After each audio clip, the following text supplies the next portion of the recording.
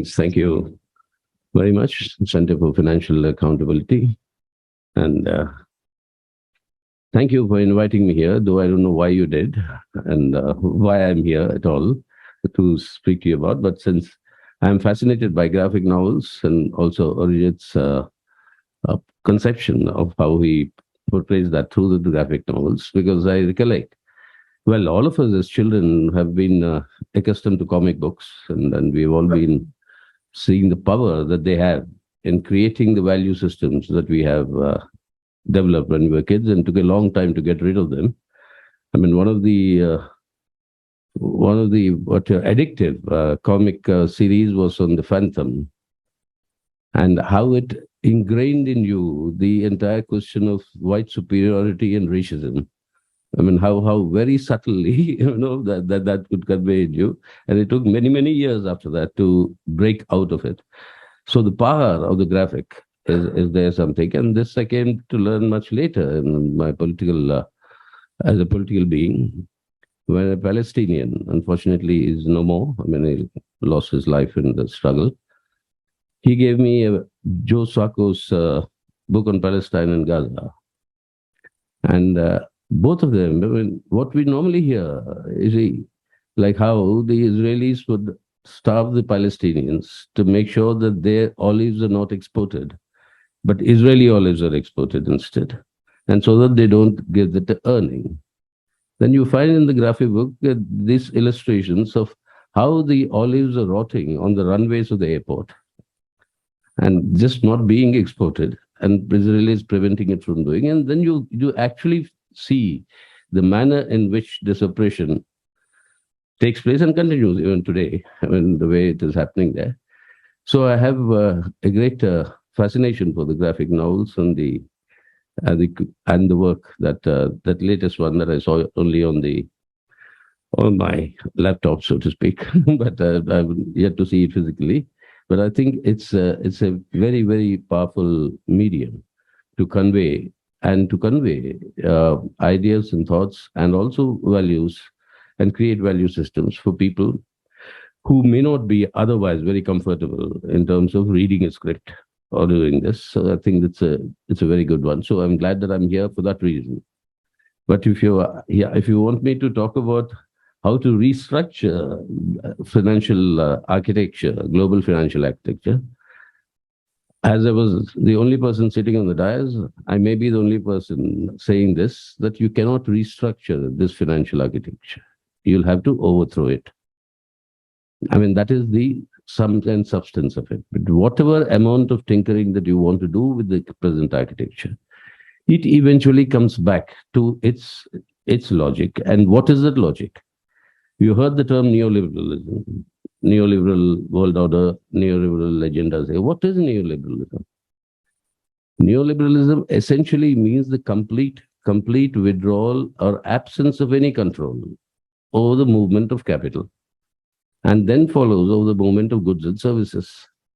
And that is exactly how the world's reordering has been done, with capital controls completely eliminated under pressure from global finance.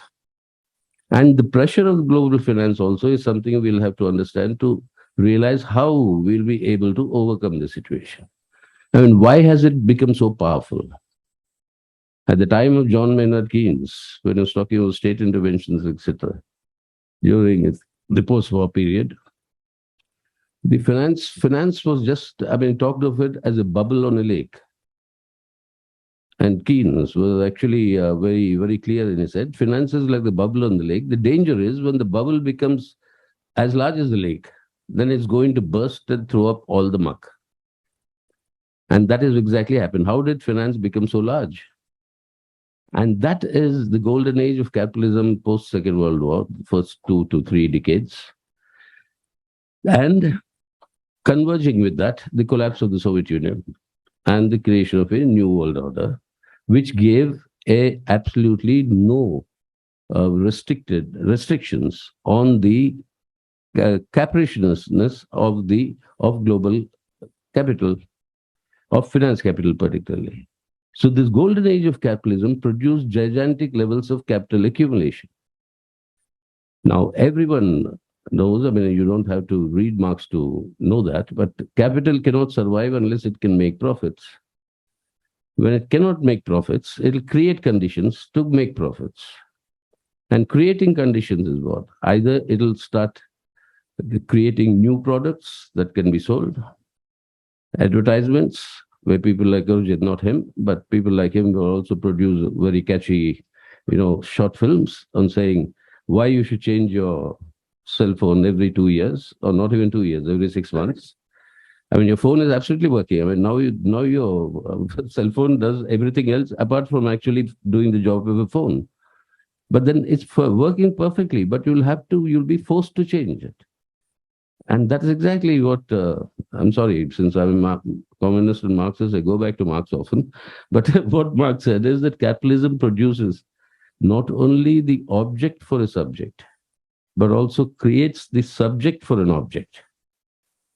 And we are all products of those subjects that are being constantly created. So in this form, when capital accumulation becomes huge, then the easiest way of continuing to maintain profits is speculation. And that speculation leads up to all the fancy financial animals that have emerged, which is there in some of the booklets that the CFA has produced. I mean, debt swap mechanisms and all sorts of other fancy names that you have, where there's actually no value in production. It's just value in speculation and in exchange. And around the time of the collapse of the Soviet Union and around the beginning of the 90s, the speculative capital that was being traded in the world's stock exchanges was 6 times the physical GDP output of the world. It was 6 times then. Now it's multiple. I mean, it's about 20 odd times. And today, as I was coming here, the scare had come because G20, as it's correctly pointed out, was formed after the 99 South Asian, the so-called, and when the famous saying was that the scavengers were looking for the bones of what were once called the Asian tigers. When the tigers had totally collapsed, in order to protect that. Today, I mean, then came the Lehman Brothers collapse, and then the G20 became the summit level in order to save the particular system. And today, the news has come, in fact, yesterday, that the Deutsche Bank and the Credit Suisse are at the CEO of Credit Suisse has said that things are not good. And their shares have been plummeting down, and they've come down about 4 times. Now, what a $2.8 trillion is the worth that these two banks hold. Lehman Brothers had 600 billion. With 600 billion collapse, you had 2008, from which the world has not recovered so far. And with a 2.8 trillion collapse possibility, we are staring at a complete, a disaster that is going to befall the world. But that doesn't detract, I mean, the practitioners of global finance to continue what they're doing. Just take the classic example of COVID. During this global pandemic, when people were suffering all over the world, I mean, not only in our country, but you still have income inequalities widening and massive profits being generated. What was the mechanism? Neoliberalism has actually shown, I'm just digressing for a moment, neoliberalism has actually shown its bankruptcy. It has no solution for the economic recovery post 2008, what we are seeing today. But yet, neoliberalism's prescriptions of what? Of maximizing profit, not only through your financial speculation, but also through the direct loot of your economic assets. That's where the other aspect that comes in, which is there in this graphic, what Arjit is authored, is that of your climate change and the pillage of your natural resources. That is one aspect. But every single services, every single responsibilities that the governments ought to have towards its people, all are encroached and privatized so that profits can be enlarged. So newer every single area for profit generation. And then on top of this process of neoliberalization has come the manner in which they created conditions for greater profit maximization during the COVID, during the pandemic, when people were dying. The financial stimulus packages. How were the stimulus packages financed? By government bonds being issued. And huge amount of bonds, something like to the tune of 11 trillion at one point of time, globally, if you put it all together, of worth of government bonds were issued in order to raise resources for the stimulus packages. What is the mechanism? These government bonds are released and traded through the stock exchanges. The moment they are released to the stock exchange is inflated. And when the economies were tumbling, when people were dying of the pandemic, you still find the stock exchanges and the Sensex rising. What explains this?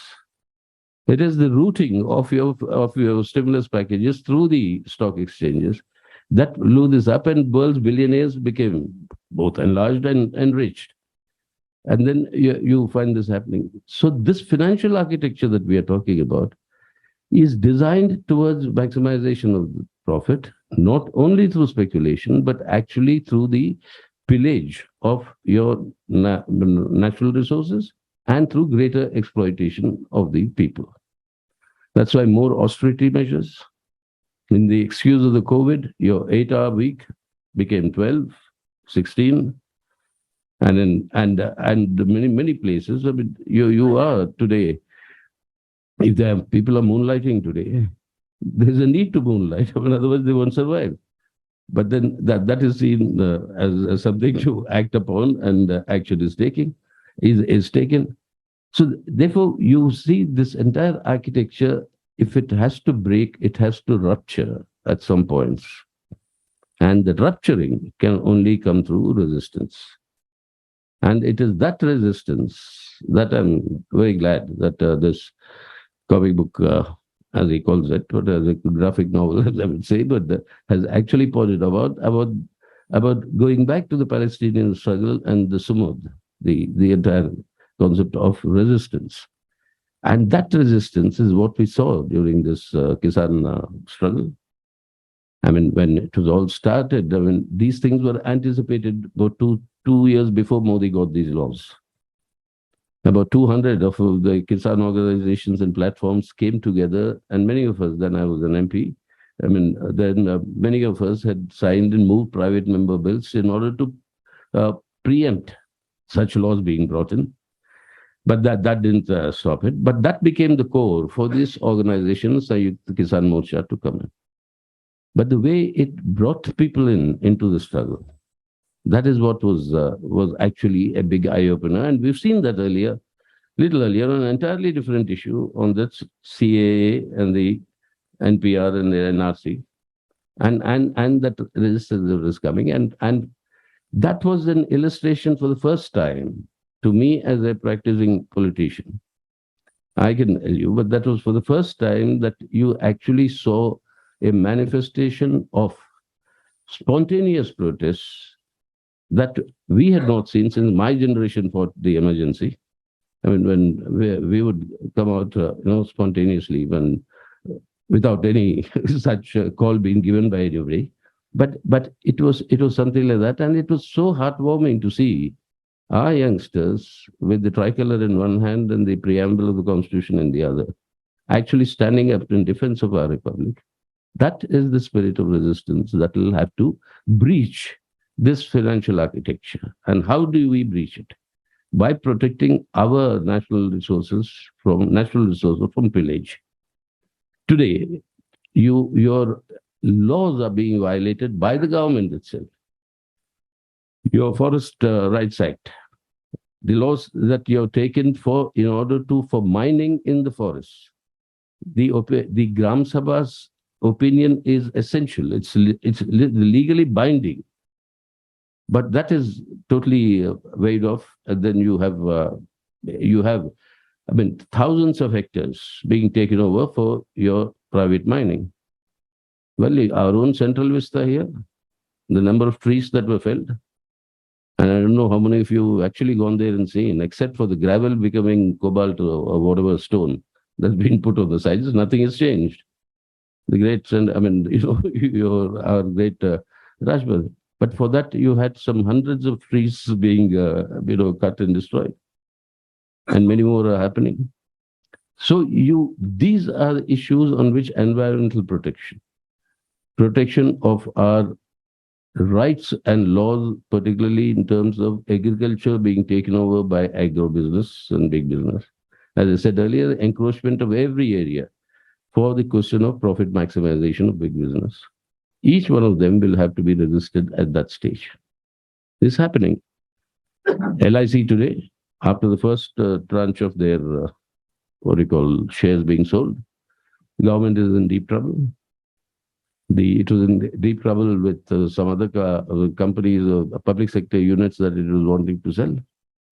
So this is the path through which this financial architecture has to be changed. Yes, this will be used by our Prime Minister, Modi, and the entire government, the G23 presidency. Will, of course, be a boost in the arm before the 2024 elections. And that is the target. So the amount of environmental damage, if somebody can actually assess, and we are also trying to get some people to do it for building that whole village or whatever complex, whatever they call it, for the G20 summit to take place, for that to come up, etc. So that will be used in order to showcase the great power of India. You've seen today the projections that have come. IMF has cut down India's GDP growth rate for this year. So has all the international rating agencies, and including our own Reserve Bank. And they go on to the extent saying in 2023, when Modi will preside as the president of G20, India's GDP, they anticipate, will be 4.3%. 4.3 from the so-called double-digit thing that you're talking about. So the actual reality in our country, we have the highest unemployment in decades altogether that we are today witnessing. And the tragedy is that we are one of the youngest populations in the world. If our youth actually were provided with proper education, health, and employment, I mean, there's nothing more that needs to be done. They'll change this country into a better India. That is all that we have to. And for that, we have the wherewithal. That's where the rupture must come. We have the finances, we have the resources in India. We have to put in the pressure to tell Modi to stop giving these tax concessions to the rich, to stop what you call writing off your debts to your cronies and your friends, which is to the tune of, in the last 7 years, 11 lakh crores of rupees. 11 lakh crores of rupees have been written off for these cronies. If just these two were stopped, and then you put a 2% tax on the super rich, you'll have enough resources in our country today to generate jobs, to provide for education and health for our entire youth population. And generating jobs, how? It's not giving loans for the private sector to engage and invest in infrastructure. The government directly, public investments, you invest in infrastructure, generate jobs, and once these youth start spending their wages, then the closed small factories will start reopening. I mean, that is there. It's opposite. I mean, it's all there writing in the wall. But that has to be forced down the government to make them do it. And that is where the rupture comes. Global finance will not allow that. Global finance will say, no, you give loans to private companies, they will invest. And that we all know never happens because the cost of financing itself is so high that will be put into the costs that we have to pay. I mean, the consumers will have to pay. And it never really works. It has to be direct state investment. And that is the where we'll have to make that rupture of this financial architecture. And if that has to be made, resistance and people's resistance has to be strengthened. So if you really want to create a new global architecture, global is a long, very ambitious target. Of course, we'll move towards that. But that has to begin with initial ruptures in initial countries. And this is where the last point I'd like to say, in order not to allow the possibilities of such ruptures to actually be realized, to be actualized, global finance and neoliberalism move towards nurturing neo-fascism. Neoliberalism, the twin is neo-fascism. Whether you see what is happening in Brazil today, Bolsonaro, I mean, is putting up a much better fight against Lula than everybody thought he would. But a right-wing dictator who prides in calling himself a fascist, or you have your Erdogans, you had your Trumps. I mean, you have your I mean, this rightward shift in politics is why. Why does it breed neo-fascism? If this resistance becomes a popular, united resistance, which has the strength to create a rupture in individual countries, then this global financial architecture will be ruptured. In order to protect that, these ruptures in individual countries will have to be stalled. And if they have to be stalled, the unity and resistance that people are developing, that unity and resistance will have to be disrupted. And that can only be done by rousing emotional and emotive issues on the basis of which people are divided. Even they may be fighting together on an issue. They may be unemployed. They may be hungry. They'll be fighting. But the division you generate among the people through emotive issues is such that their choices, political choices, will eventually not be dictated by the actual day-to-day realities. The big farm Kisan struggle that took place. You still have BJP returning to power in UP. You still have that happening. Why? That overarching Hindutva identity. Neo-fascism in terms of utilizing the religious divides amongst the people in order to disrupt the division, disrupt the unity that would develop through these pockets of resistance. So the rupture can only succeed if at the same time, simultaneously, this twin of neoliberalism, that is neo-fascism, is also defeated. That is when this rupture can actually succeed. So if you want to reorder the global financial architecture, we'll have to succeed in achieving these ruptures. And this has to be done in individual countries. And in achieving these ruptures, one is the strength of people, the resistance. The other is the ability of the people to rise above these divisions. Like in our country, it's a communal division. It's xenophobia, it's racism, it's all sorts of various things all over the thing. And now the Italian elections with the right-wing, openly declared right-wing fascistic party winning the elections.